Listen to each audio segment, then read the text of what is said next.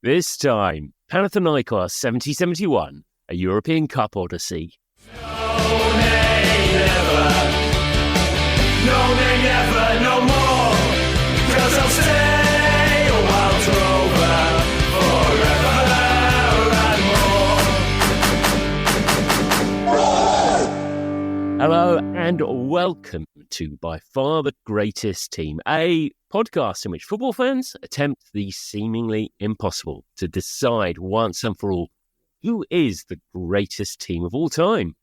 My name is Graham Dunn, and as ever, I will be making the case for Oxford United at every opportunity, and in many cases when there isn't an opportunity, and probably a man who can fit a better case in, as ever, is our Manchester United representative and our king of the data. It's Jamie Rooney.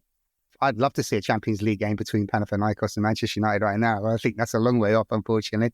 But yeah, do you know what the good thing is, Graham? We're back to green kits. And we struggle to push the green kits into that kind of top 2-tier bracket. So maybe tonight might be the lucky night. And what I love about the links between the team we're going to talk about, Panathinaikos in the late 60s, early 70s, is the very recent links with our green kits. So one of our favourites, the New Saints, Total Network Solutions as we know them, conquering the Welsh League every single season. The first season in the European leagues, they qualified for the Conference League this season, and they play in green and white stripes, as we know. And not only did they end up playing Shamrock Rovers, who play in green and white stripes, New Saints also played Panathinaikos, who play in a green kit and have the emblem of a shamrock. I mean, the links are just too good.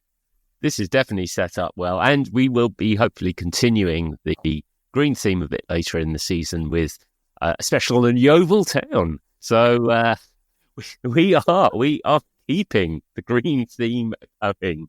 But we're delighted to pick this one up, and regular listeners to the podcast will know that Jamie, to some extent, and me to an even greater extent, are severely challenged when it comes to our pronunciation of football names.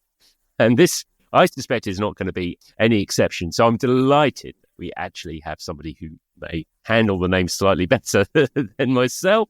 Joining us, I'm delighted we got Gus Krasonis. Is that, how was that for your surname? Not great. Hi, guys. Thank you for having me. It's Krasonis. Yeah, that actually sounds right. It's like you know your name better than I do. And fun fact, two of my uncles have played for Panathinaikos in the B team during the late 70s, early 80s. Football is in your blood, Gus. It is. It's a funny story. I had a teacher, a chemistry teacher, and because we were going, in high school, and because you go by surname, and it goes like, he said Krasonis, and it's like, any relation to the footballers? I'm like, the footballers? Because they didn't make it to the first team at any point. Yeah, that was surprising, but he must have been a hardcore fan. Already we have something in common, Gus, because I also have been asked that question. Any relation? To which I respond to, yes, I've got many relations. None of them are Wayne. We shouldn't talk about him. He just got the sack. Another green kit voodoo. Another green kit. But I thought another interesting thing I think I've read before is that there are not many green kits in English football because they're considered unlucky. Yeah, they are. Good knowledge, Gus. We've done this before. I think the win percentage roughly is around about 25% if you're playing greens over a period of sustained time. So green kits are historically very unlucky. In fact, I can't even think of a English Premier League team that would have played in their home kit as green, Graham. That's just come straight into my head, and I'm probably wrong, Gus. No, I can't think of one. No, because Plymouth have never made it into the Premier League. Neither have Yeovil. So that's correct. Forest Green, and I don't even know if Forest Green play in green. They should play in green. They do. They play in a really horrible fluorescent green. But I don't think they've ever made it to the Premier League either. They're like League 2, League 1, that sort of level. So, yeah. But if Panathinaikos was in the Premier League, then we would have made it in England. We would have made it in Premier League. That's what I believe. Anyway. Panathinaikos, why Panathinaikos? Presumably, having uncles playing for them was already a draw. It was my dad, really. I grew up in Athens, the suburbs of Athens, and Panathinaikos the name means of all Athens. So it included the suburbs, the point of the club when it was created, and it was the visionary founder. It was to include the entirety of Athens rather than just smaller areas. So my dad was a lifelong fan. He lived throughout the whole European Cup situation. And he, when I came along, he said, that you see that team with the green? That's the one we love. That's the one you follow. And that was it. I have memories of myself in the school bus, age like 5 or 6, like celebrating after a big win. The first ever football goal I can remember was Christopher Zecher's goal in Amsterdam in the 1996 semi-final against Ajax. But at the time, I didn't know what it was. Obviously, it was on the TV, and later I realized, oh my God, I saw that live, that sort of thing. Usually Greece is divided into two. I mean, there's the big four. There's Panathinaikos, Olympiakos, and I'm never going to say it any different way. They're never going to come first. So I and Pau, 3 of them are from Athens and 1 from Thessaloniki. We tend to do massive urban centers. So the countryside is not represented equally. And that got worse and worse rather than getting better. So with the passage of time, it only became about Panathinaikos or Olympiakos, and then occasionally there was Ajax and PAOK in there.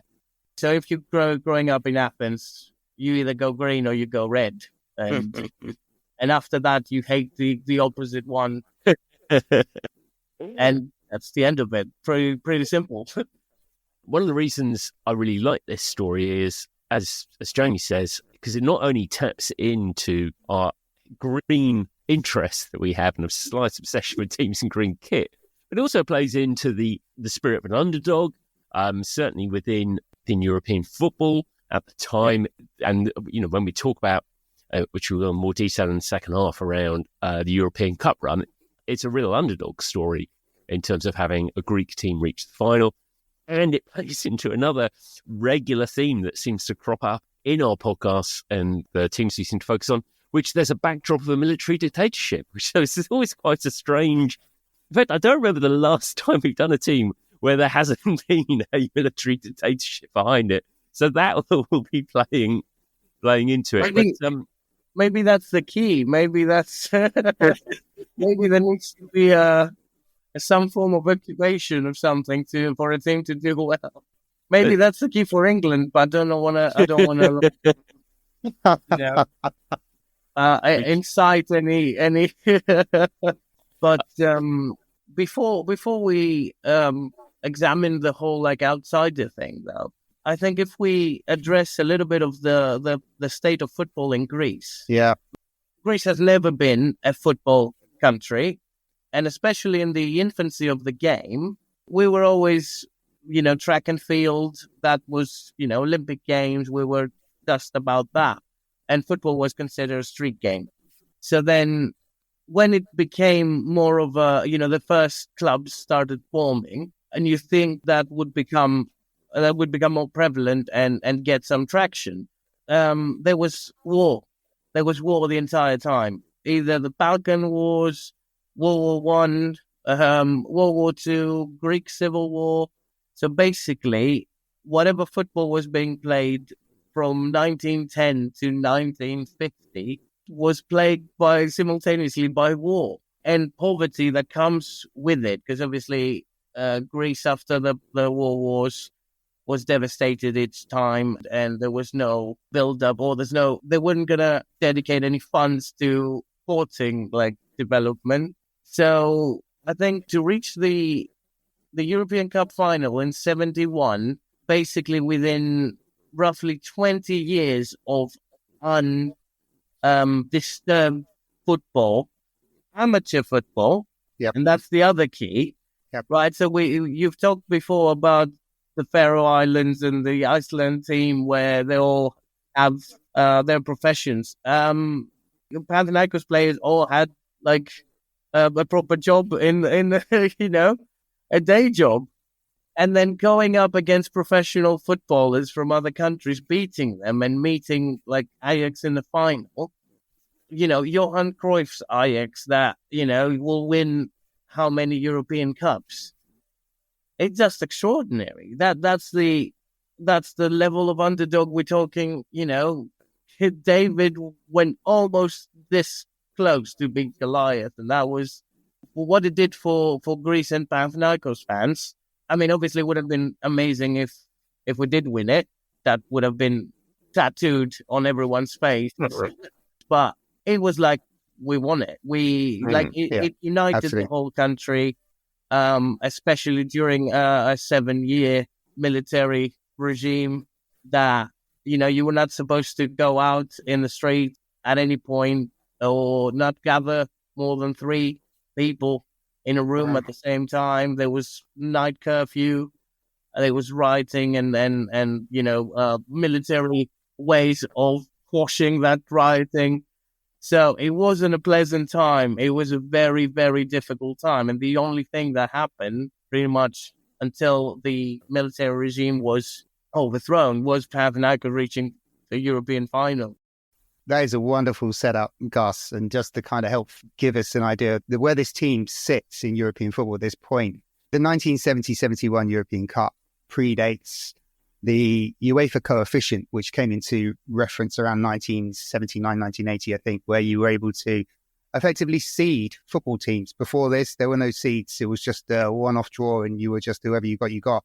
But if you try to stack up where Greek football was in 70-71, they were the minnows of Europe. They were with Luxembourg. They were with Albania. They were with Malta. So just to kind of help add a little bit of flavour to Gus's brilliant setup, this achievement of making a European Cup final when giants are making European Cup finals year in, year out is no mean feat. It's pretty fantastic. Definitely so. Within Greece, though, Panathinaikos aren't an underdog. I mean, they are one of the, dare I say, 2 giants. Am I allowed to mention there's another giant in there? Yes, you okay, I'll allow it. And not too much. So Panathinaikos, they won 20 league titles, I think, or something in that. Yes, we have won 20. I mean, I'm saying we like I'm a member of the team, but that's how I feel. That's what I say. Yes, the Panathinaikos have won like 20 league titles. Olympiacos have won 47, but the last 22, I don't count. As you know, I don't think they shouldn't count. So that team, the origins of it seem to date sort of back to maybe the early 60s, or is it when Bobek comes in as manager? Where does the seed of this team come from? Yes, so there was in the 1950s there was a very strong side with a few key players that started winning the league a couple of times, but that was pretty much their ceiling of achievement. Then Bobek comes in, Yugoslavian striker in his career, and then famous manager. He was the first to introduce some form of tactics in Greece. Yes. I know it sounds ridiculous, but up until then, it was a street game. It was a game that throw the ball around. You guys kick it that way, we kick it that way. So he came along. He changed the formation into a 4-3-3, which was going to be adopted by the rest of Europe, apparently, around 2 years later, and introduced some youngsters into the team, very talented youngsters that he saw had the potential to go far. Now, what happened during the 50s and late 50s, early 60s, is that the old guard, like 3 or 4 veteran, very good players and legends of Panathinaikos, had a bit of an issue with the youngsters coming in. And I think it's either 6 or 8 players signed a petition for Bobek to be removed because of using the youngsters. That didn't happen, and there was that divide within the team that didn't result in any league titles or good performances in the late 50s and early 60s. But then the veterans got removed in the end because the owners backed the manager, and the youngsters started taking more time.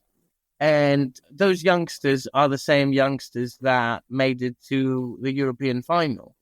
I don't think anyone was over 30 when they reached the European final. So we're talking still quite a young squad of amateur footballers making the European final. I think I'd like to name some of them because there are some figures in that squad that, they're legends. They're absolute legends. They're number 1 to 7 of the top 10 of Panathinaikos players because of what they achieved. And the first one would be the best one is Mimis Vomazos. I won't ask you to say it. Point to me every time you want to say it, and I'll say it. Here's a man who's listened to many of our podcasts. Yeah, and I've also listened to many English people trying to pronounce names, and it's just, So he was obviously captain in not only in 70-71, but he was captain for 15 years or something? Yeah, he became captain, I think, in 63. He joined Panathinaikos in 59 when he was 17. And so at 21, he was already the captain. And he was literally the Greek Pele. Yeah. He was the Greek Pele. His nickname was the General because of how he dictated them that midfield. He was an amazing dribbler of the ball. His passes were, beyond the realm of, normal Greek football at the time. Like, who is this player? Who is this 17, 18-year-old that shows up and just, can command the entire play? And he stayed with Panathinaikos for 19 seasons, which is another thing that, when you get a one team man, I know he moved on to play for AEK for a couple of years, but that's the only bit that doesn't make him a one team man. But there's pretty much at that point they were just Panathinaikos and him, and he was fantastic. Gus, would he have been the captain for all of those 19 seasons as well? 15 of them. So from 21 until 36 that he moved to AEK for a couple of years and then came back to play his last games for Panathinaikos and retire in a green shirt. Yeah, this absolutely puts him in the bracket of longest serving football captains, because at the moment I think Totti gets credited with 18, 19 years at Roma. But then after that, you're looking at Adams and Baresi, who also served about 14, 15 years. So, the General, as I will call him, to save embarrassing myself. My apologies, Gus. My apologies. Again, I think this just kind of illustrates and demonstrates how potentially Greek football gets overlooked, because here we have a consistent performer who's played at the top level, who's gone to a European Cup final, that doesn't make a lot of your typical kind of Google search list when you're looking for star performers. No, it's only for people in the know, and obviously people like my dad that had seen him play, that you get these stories passed down, and he was just magic to watch. He's magic to watch, but also I like that on his kind of list of achievements on the Wikipedia page is not only scoring a crucial goal in a Greek Cup final, but also calling the coin toss correctly afterwards to actually win it. That's a captain's job back then. And they played in that cup final, Graham. I mean, Gus is going to take a lot of pleasure telling us this. Yeah, I mean, we've played a lot of cup finals against them, and we won some, lost some, but it was a big deal back then. But the hatred started a lot later. It was a bit more amicable. What other stars from that side would you pick out? Yeah, so that's what I was going to say. Obviously the General has to send his passes to someone, has to assist someone, and that's when the tall one came along, which is Adonis Adoniadis. He was a trainee lawyer, by the way, at that stage. And he was the amazing height of 6'2", which for that point in Greece, I guess for malnourishment after the wars and things like that, it was gigantic. Yeah. I mean, Domazos was 5'6", so yes, a 6'2" person up front is the tall one. I mean, Domazos has said in interviews that when Adoniadis first came to the team, he wasn't looking like a footballer. He was a bit slow. He was like not turning very easily and all that thing. But he put the effort in, put the work in. He even did ballet to help with his body coordination and things like that. He had that eye for goal, and he could sniff the goals, and he could just bang them in. It was kind of like rough, like Haaland is. You don't enjoy seeing him play, but he can score goals. So then they started connecting. I mean, Antoniadis scored 177 goals in 222 appearances for Panathinaikos. And I think, Domazos should be credited probably for 170 of those assists. Wow. There was, I mean, don't quote me on that. That's an exaggeration, but they were that combination sort of chemistry. And then there was other players around them, like Haris Gramos on the right wing and Totis Philakoudis left, that they all gelled like really well because they started playing at a young age. They came kind of through the system, and they were all talented. It's like the golden generation of footballers. Again, I don't think I'll ever be able to prove or sense check this fact, which I read. I say fact. Thing I saw on Wikipedia about Antoniadis, but there was a suggestion that his first club, I think it was, that he would occasionally play in goal if the goalkeeper was out because he was so tall. Yeah, that happened. So yeah, those are the front players, the attacking players, but also very good goalkeeper, Takis Economopoulos, whose nickname was the Bird because of all his flights. Saving goals. He was fantastic. He was the national team goalkeeper for many, many years. I mean, they all stayed at Panathinaikos for at least 10 years each. There was a core there that played for ages.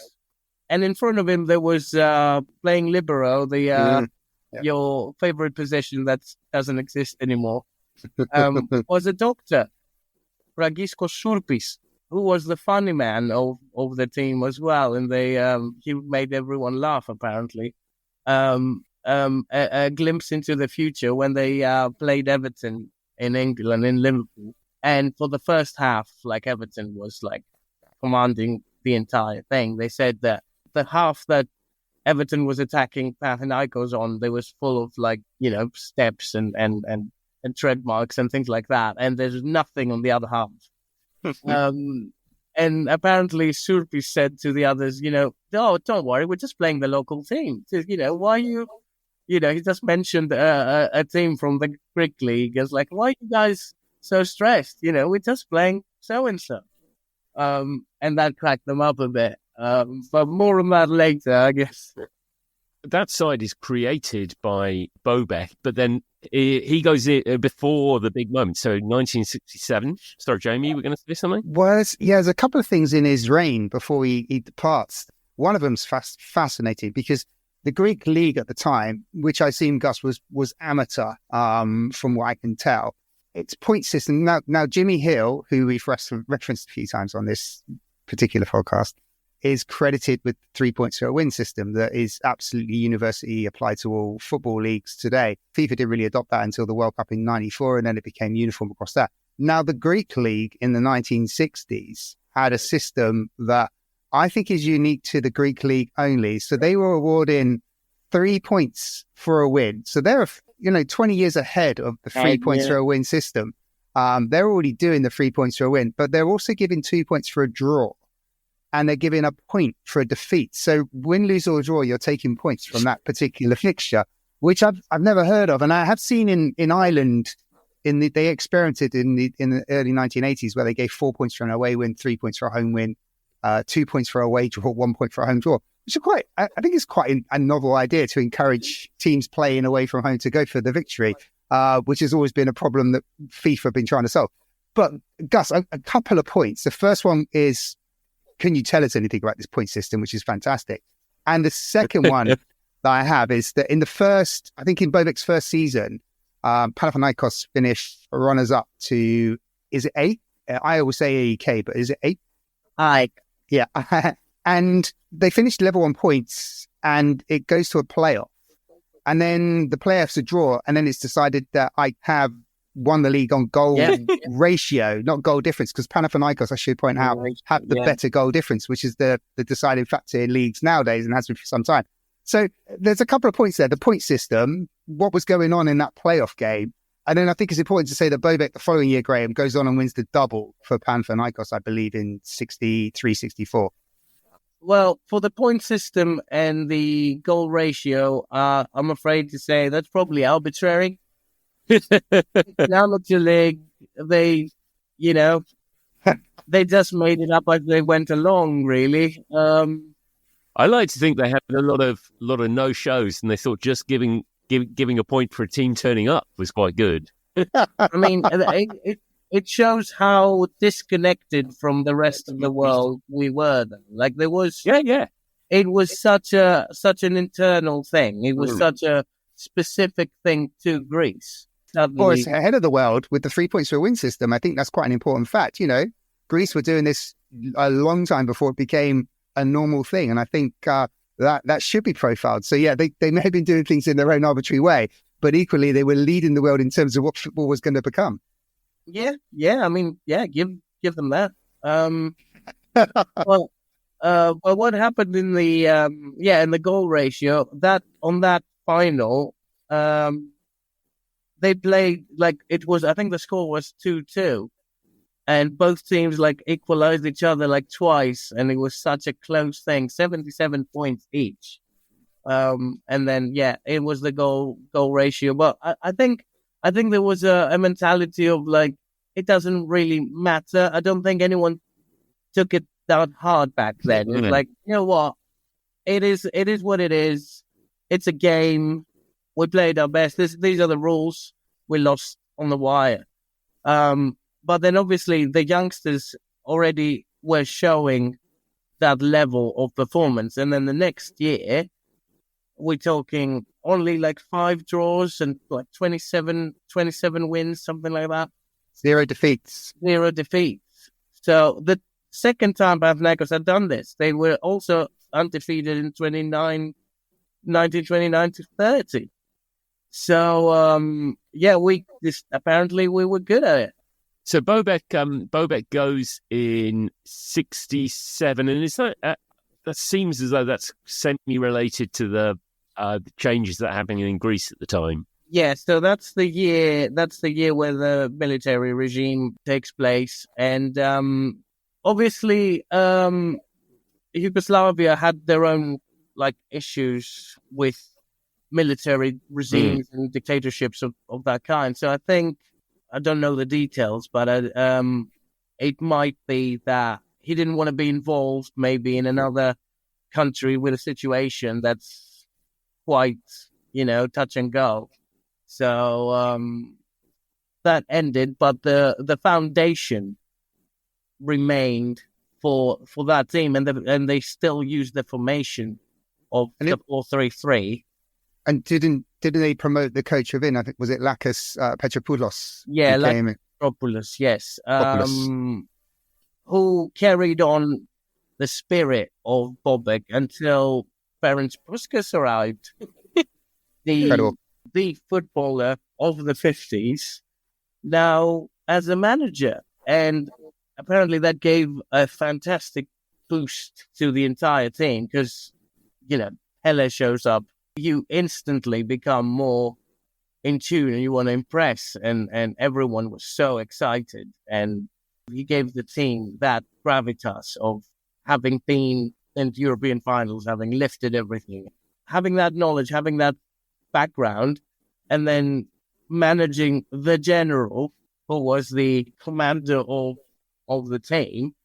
it made that combination lightning in a bottle. Because obviously, Puskás had not many other successes in his managerial career after that. No, before that. So it was literally that golden generation, those players with those attributes, and then you give them a leader. And that's what everyone has said about Puskás, that obviously when they started playing in the European Cup and they went further and further, he had that mentality of saying, guys, it's 11 versus 11. There's nothing to lose. Go and play them. 1-1. They gave them that mentality of, you're the outsider. No one is expecting you to win, but there's no reason why you shouldn't. So they went out and just did that. They kind of like flippant, maybe, with a hint of disrespect to the massive names they played against. Like, you know what? You're just 11 players like we are.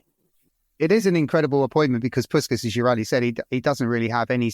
I mean, he's quite young as a manager when he takes the role of Panathinaikos. He's spent a bit of time in Spain. He's tried the NASL, our favourite football league, Graham. But he doesn't really go on to achieve anything because his managerial career is really meek in comparison to his incredible football career. But his time at Panathinaikos is extraordinary. I think it's the longest time he spends at any club as a manager, and he is incredibly successful there. I think he's still ranked as a hero now, Gus, I would safely say, in Panathinaikos. The whole 71 season as a whole, every player and every member of the team is in the pantheon of Panathinaikos. Like, he's a legend. He will never lose that status. And I think what you said, Gus, I think just having him as the coach who's been there, done it, and seen it. In his time at Real Madrid, he went to Real Madrid quite late and was almost written off because he was overweight, and then still became an absolute Real Madrid legend and a conqueror in Europe. I think having that presence in the changing rooms just makes a difference. And I wonder if he failed beyond Panathinaikos as a manager, because as a player like Puskás, you've got to be frustrated when you're looking at players that just can't do the stuff that you can do, or you did so naturally and so easy. I mean, the sense of frustration must be incredible, and you've got to be incredibly patient just to persevere with players that just don't have an ounce of the talent that you have as a footballer. Yeah, I'm guessing that might have played a part. That's a good observation, because he coincided with a golden generation in Panathinaikos. Obviously, he's very fresh as a manager. He lucks upon a generation of players that can do what he wants them to do. And then going from that to anything else, we was probably like, what? Why is it not working anymore? Like, what? It was working fine. What happened? Like, but that makes it even more special to us, because it's just, the legend came. It took us all the way to the final. Fantastic moment in time during such a difficult time in the country's history. And that's it, disappeared into the sunset, whatever, So Puskás arrives in June 1970, and he immediately hits his stride with an amazing run in the European Cup. And we'll talk about that in the second half. Hey, Graham, I'm just off to get my halftime bovril and pie. I heard we're growing. We're expanding. Like the universe, we're expanding. What else is happening? We've got so much going on right now. Yeah, absolutely. I've got to point you in the direction of the new, by far, the greatest team newsletter. Wow, a newsletter. What could be news? Tell me more, Graham. We're coming at you every week with a free, I should stress, free newsletter, where we're going to go take a deep dive into one of the teams that we talk about on the podcast. Some weeks will be the team that we're doing this week. The weeks it will be one from the past, to be whichever random team we want to talk about. And we're going to try and use this to knit together one or two of the common themes that keep cropping up in this podcast. Wow, and there are so many common themes as well. Next, we'll be making YouTube videos or something crazy like that, Graham. Absolutely. So you can see us in visual splendor. Yes, so keep an eye out on YouTube and on YouTube Shorts, because we're going to be putting together a whole series of clips, mini clips and bits and pieces from our podcasts over the 3 seasons we've done so far, we thought a nice little way to pick out some of the more entertaining bits that we've covered over this period. How can people find that? So we are on X still for the moment. That changed. I believe you are said and done, Dunn. I am Couch Pundito. We're also on Blue Sky, and we are in the process of polishing up a shiny new website, which will have this content and links to this amazing newsletter. By far, the greatest team is growing, and a new shiny website, is not so far away. So, plenty to tuck into. Now, I think we might have finished our bovril. I've finished my pie. It's on for the second half. Enjoy the second half, Graham. I can't wait. So, welcome back, Panathinaikos. Here we find this extraordinary situation where total underdogs, managed by one of the greatest players to have ever played football, not necessarily a fantastic manager, but at this stage, still an unbelievable named have at the helm, Puskás. And it's really this European Cup run which cements Panathinaikos' and this iterations of Panathinaikos as a great team. But Jamie, without wanting to, undo any of the greatness of this team and the run in the European Cup, this is an unusual European Cup, isn't it? Well, the landscape of Europe is changing all the time. It's so this is the European Cup. This is the 16th edition of the European Cup. It's the first time that Real Madrid will not be participating, but it's also the first and only time that some of the biggest football teams in European club history are not available to compete in this European Cup. There's no AC Milan, there's no Juventus, there's no Barcelona, there's no Bayern Munich, there's no Liverpool, there's no Manchester United, Benfica, Porto. These are teams that historically have achieved greatness in that competition. But it's a strange time in European football because there's a changing of the guard going on as well. I mean, historically, Greece as a European powerhouse has not been the case. Greek football in Europe has been pretty much fallen at the first or second hurdle. I think it's only AEK that have gone beyond the second round or have achieved the second round in the European Cup until we get this incredible run from Panathinaikos to go right through to the final. But the dominance in the first early years was all by Mediterranean-based Southern European football teams. Spain, Italy, Portugal have dominated the European Cup in the early years. But in 1967, Celtic break that. And then it starts, the wind of change begins, because then the Northern Hemisphere starts to really take a stranglehold on the European Cup. So almost supports the greatness of Panathinaikos reaching the final, the fact that no Greek team has ever gone anywhere near close to a final in the history of European football, the fact that the Northern teams are now slowly beginning to dominate, and the fact that Gus has already told us this is an amateur football team. So there is a wind of change, but this backdrop doesn't stop an absolute fairy tale of a story of a football team that goes on a run to make it all the way to Wembley. And it seems to me that Wembley was always the place for a final in the European Cup back then. It just seems bizarre. I'm sure that's not the case, but it just seems that Wembley was always the place to go to for a European Cup final. Can I actually share a little anecdote with you guys? Please.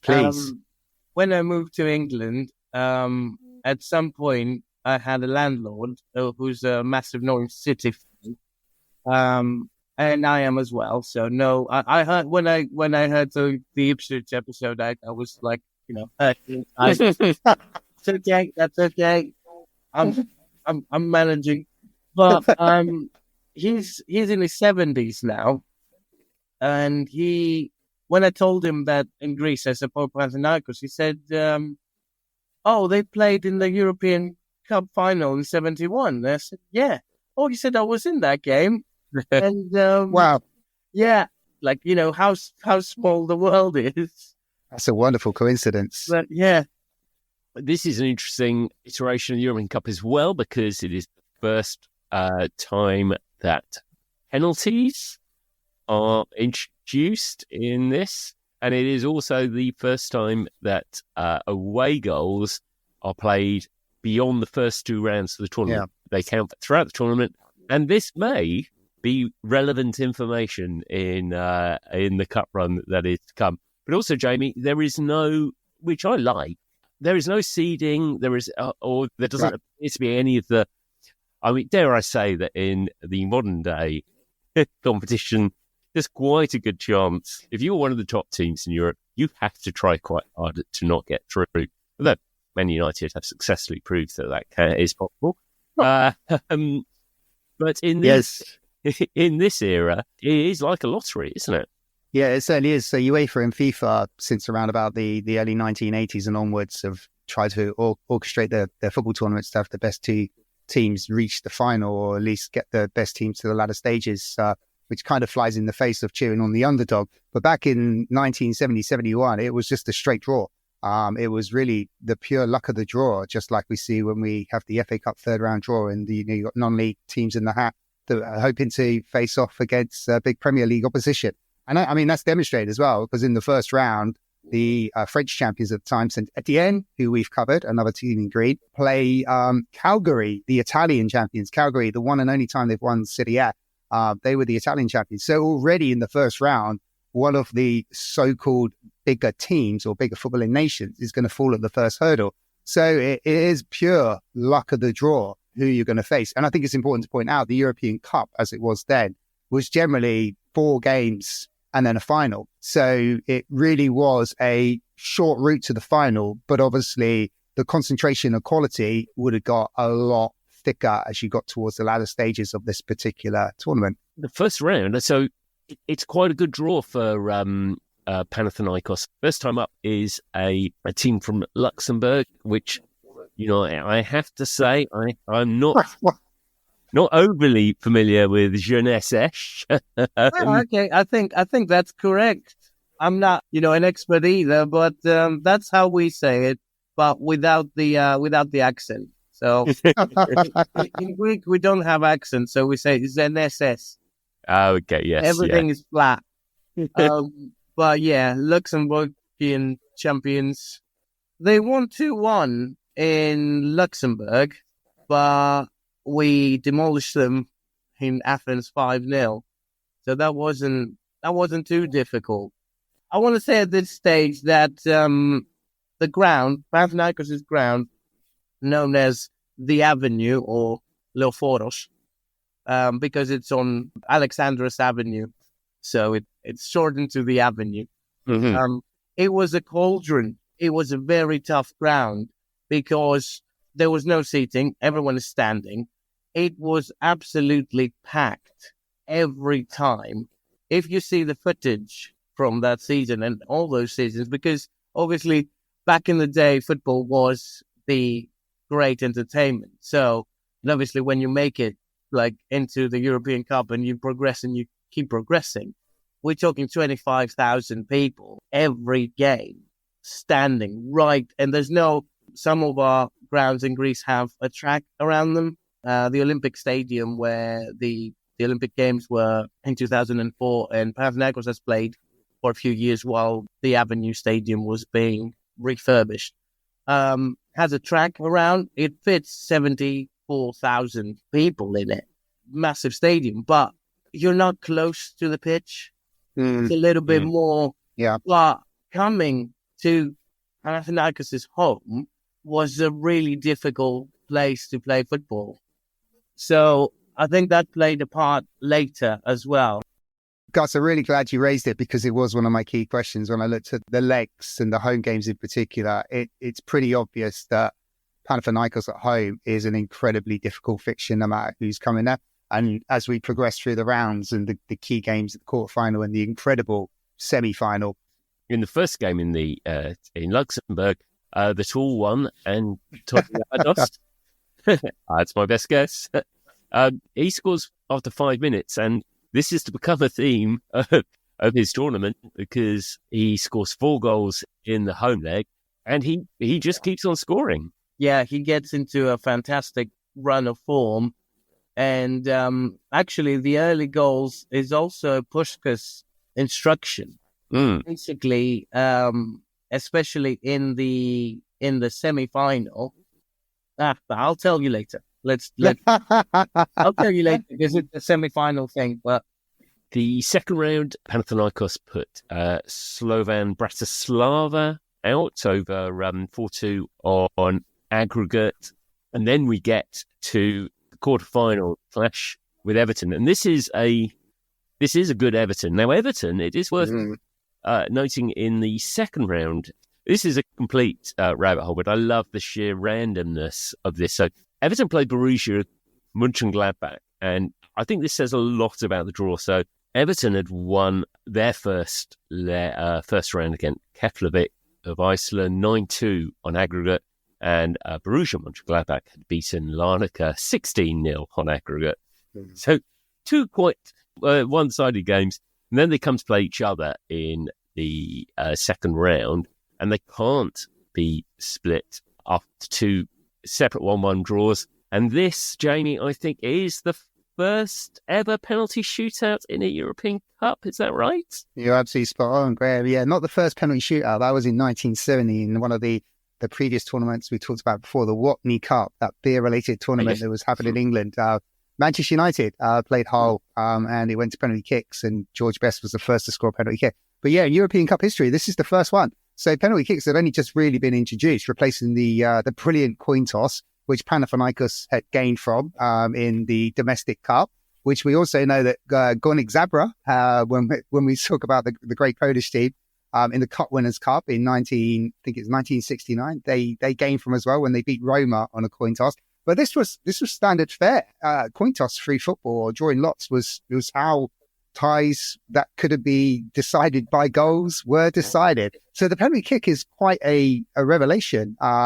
And it really grew out of the 1968 Olympics when it was decided that somebody actually raised the question, is this coin toss actually fair? Is this a fair way to decide? Is it other ways? And there are. And yeah, so Everton, Borussia, and Mönchengladbach are the first two teams in European history to compete in a penalty contest. And just as a flag quality of that Everton side that Panathinaikos come up against, the penalty takers, Joe Royle, Alan Ball, John Morrissey, Howard Kendall, proper players and proper legends of the game. And Graham, I think just to kind of make sure we're being very clear in terms of the quality of this Everton team, they'd won the previous League One title in England to qualify for the European Cup by 14 points. And this is an era when it was 2 points for a win. So they've effectively won the league with 7 games remaining. Such was the quality. And, this is the era of, when Manchester United and Manchester City were winning league championships, Liverpool, Leeds, we talked about Don Revie, Leeds United were playing in this particular era, and Everton have gone away and smashed the league. And Gus, they should go there with sort of no hope at all, but they, something happens. Yeah, that's literally it. Like, first of all, I think, again, it's the whole underdog and David and Goliath thing. Maybe Everton underestimated Panathinaikos. Maybe they thought they'd have an easy night. And, Panathinaikos showed that level of passion and, that degree of toughness to see it out. First half was all Everton. It was probably, possession would probably be like a 90-10. And Panathinaikos were just hanging there, just trying to keep it in the game. But then, slowly but steadily, when a team doesn't score after a while, after a long period of dominance, you kind of get that feeling that the game is getting away from you, and it might go the other direction. So basically, just a long ball forward, and one of those wingers that complemented the Axis so well just has the most perfect touch. If you see that goal, it's just such an incredible touch that splits the defense in two and gives it to Antoniadis, who's not a left-footed player, and he literally just smacks it through and goes top corner. And suddenly, was it like 70th minute, something like that? I think it was the 81st minute, and I think it links to something I read. Oh, and I was hoping that Gus was going to help me with this. It's been called the 5-9s goal. Is that something you know of, Gus? I don't. So apparently, Antoniadis wore the number 9 shirt. He scored in the 81st minute with 9 minutes remaining. It was on the 9th of March, and the goal was scored precisely at 9 p.m.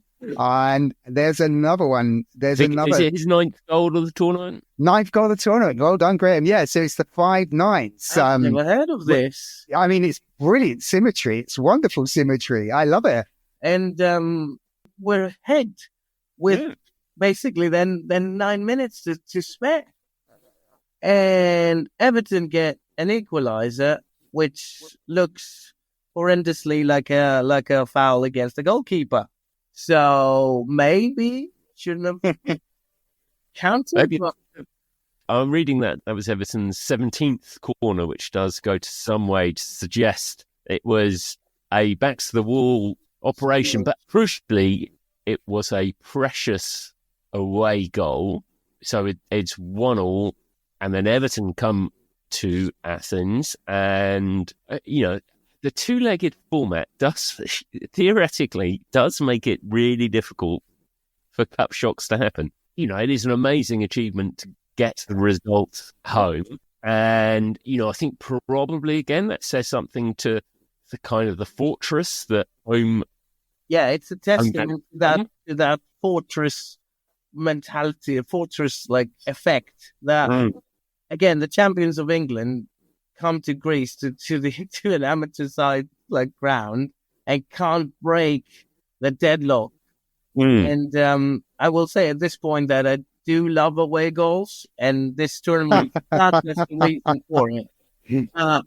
Bring them back. So having beaten Everton, the tests just keep getting tougher. Jamie, they play Red Star Belgrade, and this is a decent Red Star, isn't it? Yeah, Yugoslavian football is strong and has been strong historically for this period through even going back to the 1930s, Yugoslavia were competing. So Red Star Belgrade have already been to a European Cup semi-final previously to this. I think Red Star would have gone into this thinking this is for us to make our first final. And then after the first leg, they probably got every reason to believe that, they've got both feet at Wembley for the final, let alone just one. It ends up being 4-1. It's quite a resounding victory for Red Star. And you're thinking, okay, maybe this is it. But again, I think they have their mentality has changed. Their belief has changed. They're not, even though they are the underdog, they don't feel like one. They feel like they can have a go at every opponent. And because the avenue is that much of a fortress, you still think you can do it. Well, they get off to a great start as well, don't they? I mean, it's the dream start. They score almost immediately from the kickoff. Yes, and that's the Puskás instruction. He said to them, if you can get a quick goal, then you can control the game. That will change everything. And pretty much, from kicking off, we're 1-0 up. So, okay, good start. Then again, same thing happened second half. He tells us, all right, if you get another quick one, I mean, obviously it didn't happen in the first minute of the second half, but within 10, something like that, they're 3-0 up. And then that's where you're playing for a goal and you are in control and you keep pushing. And then our centre-back or sometimes defensive midfielder comes up with a left-footed rocket that sends it in the corner, and it's 3-0 away goals again. We managed that one in Belgrade, so it's just dreamlike. You can't write these things any better. I mean, you can if we won the final. That's how I would write it. But yeah, very few teams that come back from that deficit in European football. To memory, I can think of the incredible Deportivo La Coruña coming back against AC Milan in the early 2000s, and Graham, we've covered the wonderful Fulham team that did it against Juve. And this game, I mean, I haven't seen the game, but when I saw the nature of how the game played out, it took me back to that Fulham Juve game. And I kind of started thinking about how they were in Craven Cottage and then how they would have been at La Forest, the Avenue. Le Foros, yes. La Forest. So the atmosphere, especially after the first minute where a goal's gone in, the belief is going to be high. And the fans are going to be just on that journey to drag the team and pull the team along with them. typically like the 12th man that we like to see in football, where the fans really do get behind their team. Yeah, I mean, it's not just Panathinaikos fans. It was at that point, it was the entirety of Greece.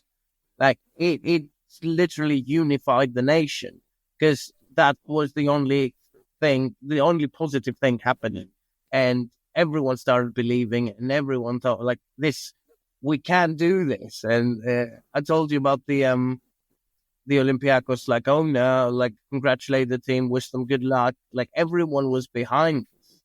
It wasn't an us and them anymore. It was like Greece. You're representing Greece, and you've taken Greece far. Let's take it to the next step, and then playing in the temple of football.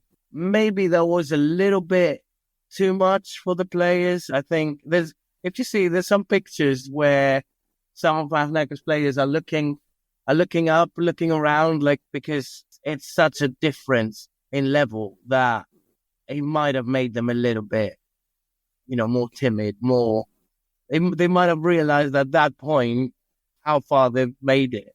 And it doesn't help having, Cruyff in the opposite team. I mean, it's just bad luck for Panathinaikos. They've met a team that's going places, and they do go places. They go on and win 3 European Cups. Most of that team go on and compete in the 74 World Cup and probably should have won it. So, and it's on neutral turf as well, and Wembley, as Gus has mentioned, because at home, Panathinaikos are just a completely different opponent. They play 4 games in this run to the European Cup final.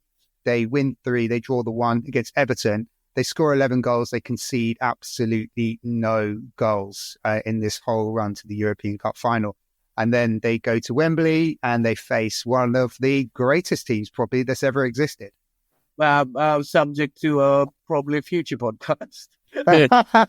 But I mean, we lose 2-0. We have a few shots. We have a few chances. I think Antoniadis gets one really good one, and that's where the spell breaks and he can't put it in. And that might have changed a little bit the trajectory of the game. But taking into consideration all of these factors, a 2-0 defeat at Wembley from that Ajax team is quite respectable. It wasn't. It could have been 5. Comparing the level of the two teams, comparing the class of the players. Yep. In theory, on paper, it could have been 5. It could have been 6. But we met them, equal to equal.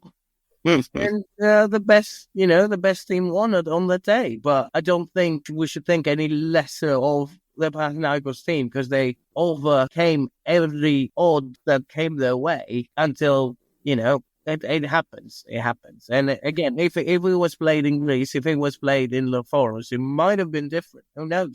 I mean, just to kind of demonstrate that. So Ajax, as I mentioned, they go on and win the next 2 editions after this final in 71. And they play Inter Milan and they beat them 2-0. And they then play Juve and they beat them 1-0. So, I mean, if you stack that up against the 3 finals, Panathinaikos have acquitted themselves as good as the best teams in Europe. And as we've mentioned, this is an amateur team. This is the only time so far a Greek team has made it to a European Cup Champions League final.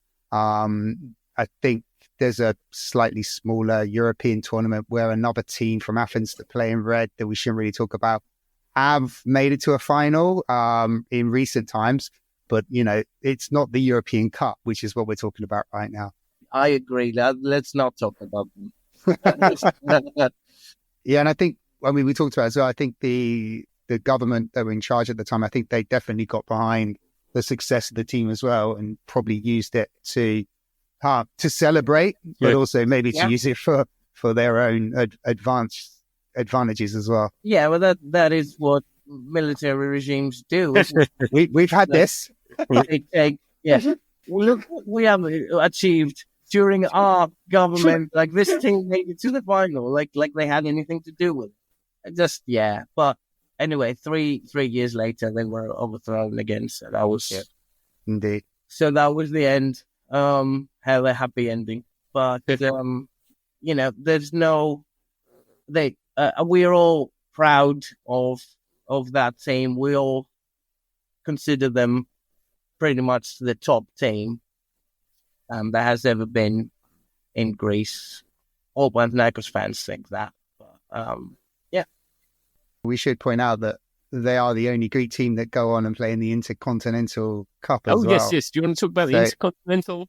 Well, Gus can probably tell us all about it because obviously by right it's the winners, but Panathinaikos are the lucky recipients of Ajax not wanting to go and have a fight. I don't know what the reasons behind Ajax turning that down. So historically, what happened through the late 1960s, Argentinian and Uruguayan teams got a reputation for being a bit physical and a lot of violence on the pitch. And I mean, you see that if you watch the 1966 World Cup quarterfinal, England-Argentina, there's a bit of trouble there. Ratting gets sent off and Alf Ramsey calls the Argentinian animals. Estudiantes played Manchester United and Celtic, I think, in the Intercontinental final as well. And there was a lot of trouble there. So I think Ajax just decided they didn't want the grief. They didn't want that was their reason, but the rationale could have been they just didn't want to travel to South America for a game, which I think would be a more rational reason to do it because it is a big distance to go for a tournament that historically the Europeans haven't always taken serious, unlike the South Americans. But their loss is Panathinaikos' gain. But Panathinaikos, unfortunately, aren't able to play their home game in their home stadium because I think it's been deemed unsuitable. And I think that's quite a significant factor because they play Uruguay. They play Uruguayan opposition Nacional, one of the biggest teams with Penarol in Uruguay. And they narrowly lose 3-2 on aggregate. But I think if they were able to play the home game on their own ground, I think it could have been a different outcome. Yeah, and not only that, we played the home leg on Olympiacos' stadium. Yeah, I didn't want to say that, Gus. I was steering clear of that. How can our ground be unsuitable now for this one game when it has been suitable all throughout this stuff? I mean, Goodson Park was the mud bath. You know, that no ground was suitable at that period of time. Like, what exactly isn't suitable? So again, it is that kind of like fortress taken away from us situation. We still didn't lose in the home game. It was 1-1. So we only lost to Uruguay. And I'm guessing that might have been probably the first time they traveled to a different continent. So it is a big step. It is a big challenge to go as the runner-up. Because again, it's not like happy-go-lucky mentality of like, yeah, why not? Well, of course we'll go. It's that positive attitude of like, yeah, we'll take that on. No problem. It's all good stuff. Okay, so let's get to ranking this team. As a reminder, we have 5 categories of greatness, from all-time greats at the top through true greats, touch to greatness, our middle ranking category, edge of greatness, and then our old favourite blinkered greats. Jeremy, where do you want to take us? Graham, normally, as you know, I come into these things with an idea of where I'm going to rank a team, and then I like to be convinced to go otherwise. I came into this one completely clueless, to be honest, and everything that we've talked about has been fantastic, and there's absolutely no doubt that this sits in a touch of greatness. The dilemma I've got now is that can I push them into true greats? Is there enough to warrant pushing them into our second tier? I've definitely ruled out edge of greatness, which would be a classic bracket to put a team like this Panathinaikos in because they've come so close. But I'm trying to convince myself that maybe we could go for true greats because what we haven't talked about, they did win the League and Cup double the season they qualified for the European Cup. They had won a double. We talked about their unbeaten season in 64 as well. And their win ratio, this was the thing that was kind of like convincing me. So I looked at their win ratio in the European Cup. I mean, it's only 9 games, 45%. In the league for those 3 seasons, 68 through to 71, it's 70.6%. It's pretty good. That's a pretty high win ratio. And in that time, they do win a cup as well. I really, really on the precipice of touch of greatness. And I want to because I loved every moment with Gus right now to push him into true greats. But I'm going to start with touch of greatness and I'm going to see where you two guys take us. Gus, can you push them up? Well, I've thought about this a lot. And I want to thank Jamie for his, even the notion of being true greats. what I was going to say is that for Panathinaikos fans, this team is all-time greats. Yep. So they go automatically in the top tier. For everyone else, given to what they achieved, it's a classic edge of greatness situation. We're just there, but we didn't make it. But I think, given the disparity in level and the whole everything we talked about so far, I think they had some greatness. They achieved a lot. That doesn't need to necessarily translate into silverware just to justify greatness. So I would put them into touch of greatness as the more, the more objective judgment I can give them. And as a listener that hasn't heard of Panathinaikos before, just randomly chucking them into true greats when they didn't win anything apart from league titles that pretty much all the teams that you guys have spoken about have done. I think that might be a bit too much. So I'm talking Jamie out of true greats. Just that's the kind of person I am. So but I think touch of greatness is quite apt to them. You're absolutely right. On the face of it, teams that came really close to winning their big defining tournament, we would put in edge of greatness. But equally, I think I put Hereford, who beat Newcastle in one game, in true great. So there's certainly some inconsistency. So it feels to me as though, as a real fan-stroke champion of the underdog story, for me, this goes above edge of greatness, and this definitely touches greatness. I think had they somehow managed to beat Ajax, then they would go on to the next level. But I think we say Panathinaikos 70-71, touch of greatness. That's been brilliant. Gus, thank you so much. Thank you, guys. It has been a pleasure. Anytime you want to talk Greek football.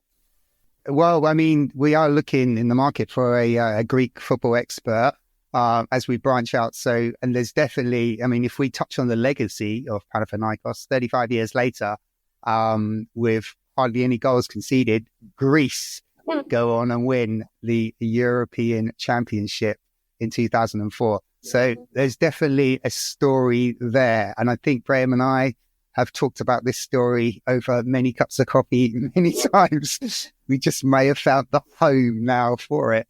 Yeah, I looked through that, and it still baffles me to this day. Sometimes I catch myself thinking, wait, how did that happen? What I love to unpick about that story is to talk about the manager, Rihagel, who didn't speak a word of Greek. And then when he went to Greece, I think it was a problem for him in the early stages. And Gus, you might be able to tell us that I think there was a coach, there was a former player that had played in Germany that could speak Greek, obviously, and German. Yes. And he became the translator with the players. But instead of translating literally what Rihagel was telling the players, he would do it what he thought the players should hear. So was Rihagel really the great coach that we saw him as, or was there somebody in between that deserves a bit more credit? Well, yeah, I don't know obviously the ins and outs, but there is that coach became pretty much the Greek face of Rihagel while coaching, because there's too much to unpack there. There is indeed so many details. It's brilliant. Gus, thank you so much for your time. Really appreciate that. Thank you guys. Thank you. Jamie, likewise with you. Yeah, just to extend again, Gus, that was fantastic. I absolutely loved it. So talking about a team that wasn't on our list, and this is why we do this, because we discover the great stories, and Panathinaikos 70-71 is a great story, and you told it wonderfully. So thank you so much. Thank you, guys. Thank you for having me. It's been a real pleasure. And a reminder to anyone out there, if you do have any suggestions of teams that you think we should be covering or want to cover or want to champion, then do drop us a line on our socials.